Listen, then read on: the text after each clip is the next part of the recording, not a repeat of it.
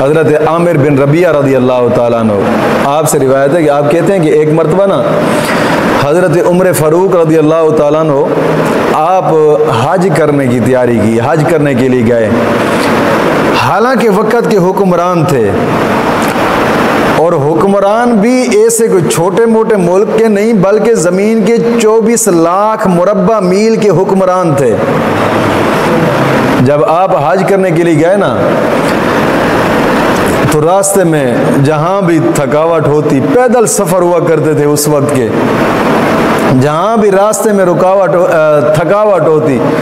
तो कोई दरख्त तलाश कर लेते और उस दरख्त के ऊपर चादर खड़ी करके उस दरख्त के नीचे बैठ जाया करते थे। ज़मीन पर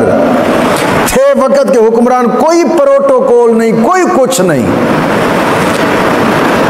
कुछ नहीं कि जनाब अली आगे रास्ते से, जिस तरह के आजकल के जनाब अली वज़ीर आज़म या बादशाहों को रास्ते साफ किए जाते हैं, जनाब अली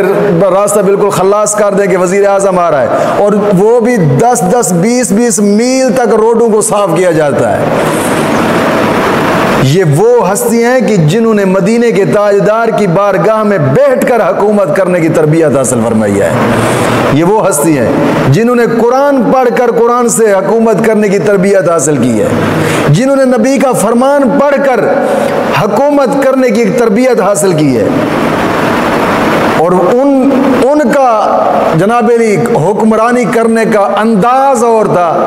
और आज जो है इनकी हुक्मरानी का अंदाज क्या, क्यों इन्होंने सिर्फ और सिर्फ जो तरबियत ली है या तालीम हासिल ली है सिर्फ इयाशी, बदमाशी और कमीनेपन के अंदर बस। और ज़ाहिर बात है कि जब फिर इस सीट पे पहुंचते हैं तो इनको रास्ता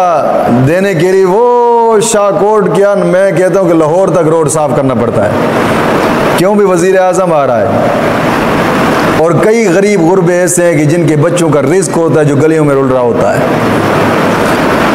और वो उमर फारूक रास्ता में जा रहे हैं, कोई प्रोटोकॉल नहीं, कोई कुछ नहीं, जहां भी थकावट होती कोई दरख्त तलाश कर लेते, दरख्त के ऊपर चादर डाल देते और नीचे जमीन पर बैठ जाते।